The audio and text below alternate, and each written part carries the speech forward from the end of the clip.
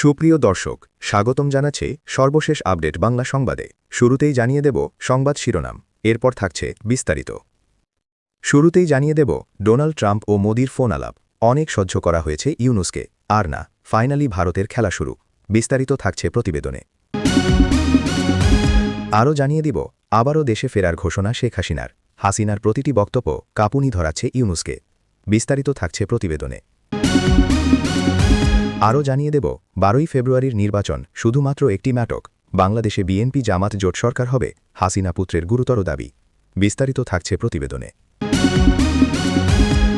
আরও জানিয়ে দেব ড ইউনুস সরকারের আমলে বাংলাদেশ বাটপাড়িতে বিশ্ব চ্যাম্পিয়ন। বিস্তারিত থাকছে প্রতিবেদনে। এবং সর্বশেষ জানিয়ে দেব মেয়াদ শেষের আগেই লাল পাসপোর্ট ছাড়ছেন হাফ ডজন উপদেষ্টা। বিস্তারিত থাকছে প্রতিবেদনে। সুপ্রিয় দর্শক, এতক্ষণ শুনছিলেন সংবাদ শিরোনাম, এবারে শুনবেন বিস্তারিত। তার আগে ভিডিওটি ভালো লাগলে এবং সর্বশেষ আপডেট নিউজ পেতে চ্যানেলটি সাবস্ক্রাইব করুন। 2024 সালে শেখ হাসিনা বাংলাদেশ ছাড়ার পর থেকে বাংলাদেশের অন্তর্বর্তী সরকার দেশ চালাচ্ছে। মোহাম্মদ ইউনুস ক্ষমতায় আসার পর থেকে বাংলাদেশের পরিস্থিতিও একেবারেই বদলে গিয়েছে। খুন থেকে শুরু করে একের পর এক ঘটনা বাংলাদেশে ঘটছে। ইউনুস আসার পর জনতা ভেবেছিল দেশ হয়তো আগের থেকে অনেক ভালো মতো চলবে, কিন্তু সরকার আসার পর থেকে পট পরিবর্তন হয়েছে। ইউনুস নিজে ক্ষমতায় থাকতে একাধিক অন্যায়ের বিরুদ্ধে মুখ খোলেননি। যারা দোষ করেনি তাদের শাস্তি দিয়েছে মোহাম্মদ ইউনুস। জনতা এবং বিরোধী দলগুলি চেয়েছিল 2025 সালে নির্বাচন হোক, কিন্তু ইউনুস সেই কথায় কর্ণপাত করেনি। সামনেই রয়েছে বাংলাদেশে নির্বাচনে আওয়ামী লীগ অংশগ্রহণ করতে পারবে না। আওয়ামী লীগের নেত্রী শেখ হাসিনা, তিনি দলের নেতা কর্মীদের উদ্দেশ্যে বার্তা দিয়ে চলেছেন। তাতে বেশ অনেকটাই খুশি ইউনুসের আমলে বাংলাদেশের অর্থনীতি অনেকটাই ভেঙে পড়েছে। সে দেশের সরকার ক্ষতির মুখে পড়েছে, অনেক ঋণের মধ্যেও পড়েছে বাংলাদেশ। তারপর ইউনুসের বরাবর ভারত বিদ্বেষী মনোভাব, ভারতের হয়ে একের পর এক বিস্ফোরক মন্তব্য করেছে। অনেক ভাবছে ভারত তো কিছুই করল না, কিন্তু ভারত অনেক কিছুই করেছে, যা জনসমক্ষে নয়, পিছনে পিছনে অনেক কিছুই করেছে। ভারতের প্রত্যেকটি বিষয় নিয়ে বাংলাদেশ ব্যঙ্গ করেছে। জাতীয় সঙ্গীত থেকে শুরু করে জাতীয় পতাকা, মানচিত্র, ভারতবর্ষের নাগরিক, প্রধানমন্ত্রী থেকে শুরু করে সবকিছুতেই ব্যঙ্গ করেছে ইউনুসের সরকার। পাশাপাশি ভারতবর্ষের আঞ্চলিক নিরাপত্তা নিয়েও ব্যঙ্গ করা হয়েছে। বাংলাদেশের পক্ষ থেকে একের পর এক হুমকি দেওয়া হয়েছে, সেটাও আমরা দেখেছি। 7 সিস্টার্স দখল করব, দিল্লি দখল করব, পশ্চিমবঙ্গ দখল করব, চিকেন নেক দখল করব, কত কিছু বলা হয়েছে বাংলাদেশের তরফ থেকে। ভারতকে হুমকি দিয়ে পাকিস্তানের সঙ্গে হাত মিলিয়েছে বাংলাদেশ। পাকিস্তানও সঙ্গী দিয়েছে বাংলাদেশের পাশে যে তারা রয়েছে। ভারতবর্ষ বাংলাদেশের হৃৎপিণ্ড ছিন্নবিচ্ছিন্ন করে ফেলেছে। এবার বলি বাংলাদেশের হৃৎপিণ্ড কি? প্রত্যেকটি দেশের হৃৎপিণ্ড সে দেশের অর্থনীতি যদি ঠিক জায়গায় থাকে তাহলে সে দেশ স্বাভাবিকভাবে এগোতে পারে। যদি কোনো কারণে অর্থনীতির চেন ভেঙে পড়ে, সেক্ষেত্রে সেই দেশ কোনোভাবেই স্বাভাবিকভাবে চলতে পারে না। বাংলাদেশের শ্রমিকদের ওপর অত্যাচার চালানো হতো, তারা সেখানে ভালো নেই। প্রবাসী শ্রমিকদের পরিবারের তরফ থেকে বলা হচ্ছে, ভারত সরকারের কাছে আবেদন করা হচ্ছে যাতে তারা এ দেশে খুব জলদি ফিরতে পারে। ইউনুস শ্রমিকদের ওপর অত্যাচার চালাচ্ছে, তাদেরকে ঠিকমতো খেতে দিচ্ছে না, বেতন দিচ্ছে না। বাংলাদেশের পাসপোর্ট দিয়ে কোথাও আর যাওয়া যাচ্ছে না। বাংলাদেশের পাসপোর্ট দেখলে অনেকে জঙ্গি হিসেবে তকমা দেয়। আপনি যে জঙ্গি নন সেটা প্রমাণ করে তারপর আপনাকে যেতে হবে। আমি বলছি না যারা ভুক্তভোগী তারাই জানিয়েছে। ভারতবর্ষ থেকে শ্রমিকরা বিভিন্ন দেশে যেতে পারে, কিন্তু বাংলাদেশ থেকে শ্রমিকরা কোথাও কাজের জন্য যেতে পারবে না। I would rather be ashes than dust. I would rather that my spark should burn out in a brilliant blaze than it should be stifled by dry rot. আমি ছাই হতে রাজি আছি, ধুলো হতে নয়, কথাটা বলেছিলেন জ্যাক লন্ডন। কে এই জ্যাক লন্ডন সেটা তুলে ধরার জন্য এই প্রতিবেদন নয়। বিখ্যাত এই ঔপন্যাসিকের জীবন ও উপলব্ধির সঙ্গে মিলে যায় বঙ্গবন্ধু কন্যা হাসিনার জীবনলিপি। জ্যাকের মতো তিনিও ছাই হতে রাজি, কিন্তু ধুলো হতে চাইছেন না।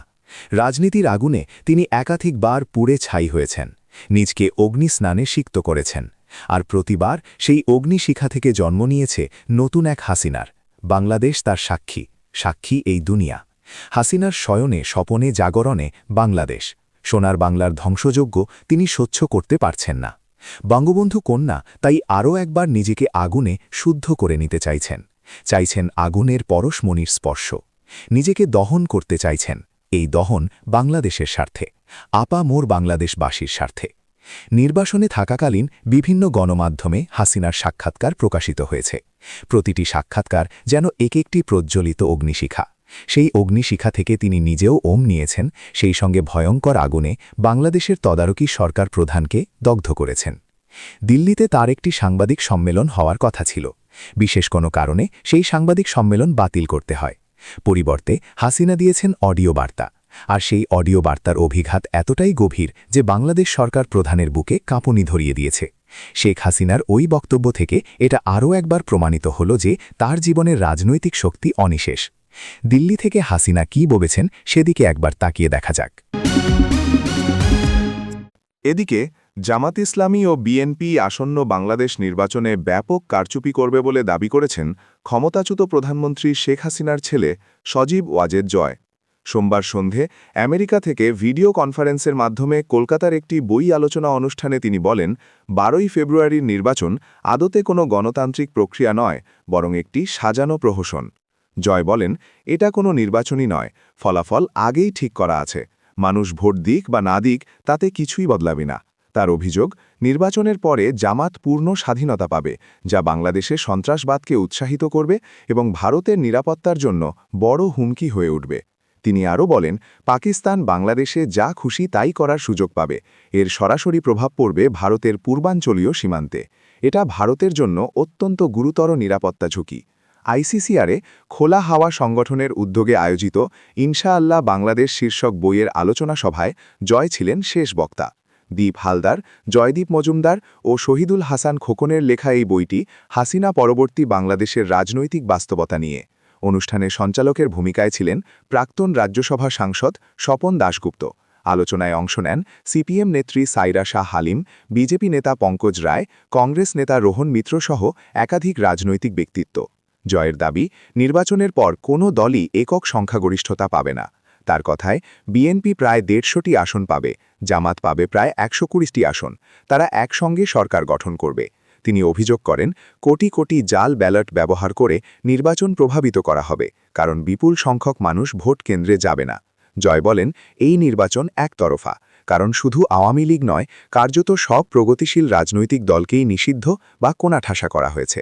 তিনি উদাহরণ দিয়ে বলেন, দেশের তৃতীয় বৃহত্তম দল জাতীয় পার্টির দফতরে হামলা চালানো হয়েছে, বহু নেতা কারাবন্দী, অনেকের বাড়িঘরে আগুন দেওয়া হয়েছে এবং তাদের নির্বাচনী প্রচার করতে দেওয়া হচ্ছে না।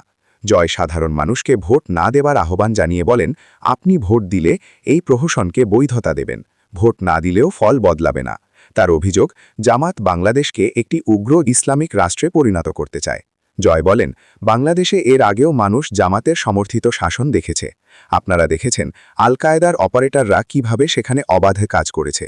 লস্করি তৈবার কমান্ডাররা জনসভায় বক্তৃতা দিয়েছে।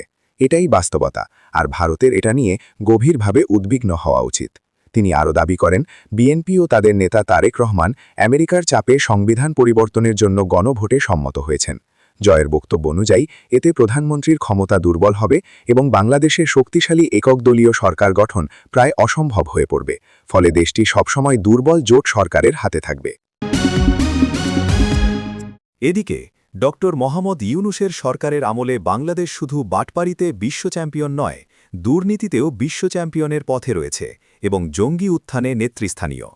নিজেই স্বীকার করেছেন, দেশের মানুষ বাটপাড়িতে বিশ্ব চ্যাম্পিয়ন। একজন রাষ্ট্রের শীর্ষ নেতা যখন এ ধরনের মন্তব্য করেন, তা দেশের আন্তর্জাতিক সুনামকে চরমভাবে ক্ষুণ্ণ করে। বাংলাদেশের দুর্নীতি ও অর্থনৈতিক পরিস্থিতি এখন আন্তর্জাতিক মঞ্চে আলোচনার বিষয়। বিএনপি জামাতের সময় দেশ দুর্নীতিতে বারবার বিশ্ব চ্যাম্পিয়ন হয়েছিল। সেই সময় জঙ্গিবাদও উদ্বেগজনকভাবে বৃদ্ধি পেয়েছিল।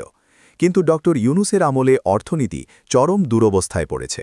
নতুন বিনিয়োগ বন্ধ, কর্মসংস্থানের সুযোগ সীমিত এবং বিদেশি ঋণের বোঝা ক্রমশ বৃদ্ধি পাচ্ছে। তাছাড়া জঙ্গি কার্যক্রম পুনরায় সক্রিয় হয়েছে, যা দেশের নিরাপত্তা ও সামাজিক স্থিতিশীলতার ওপর সরাসরি হুমকি সৃষ্টি করছে। ড.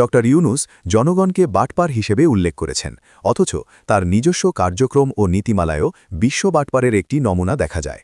নিজের দোষ জনগণের ওপর চাপানো এই মনোভাব দেশের ইমেজের জন্য হুমকিস্বরূপ।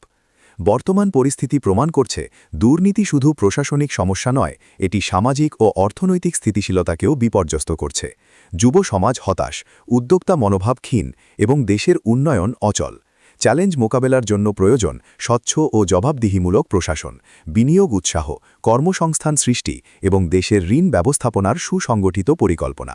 অন্যথায় বাংলাদেশ কেবল অর্থনীতি ও নিরাপত্তার দিক থেকে নয়, বাটপাড়িতে বিশ্ব চ্যাম্পিয়ন হিসেবে আন্তর্জাতিক মানচিত্রে নামাকরণ হতে পারে।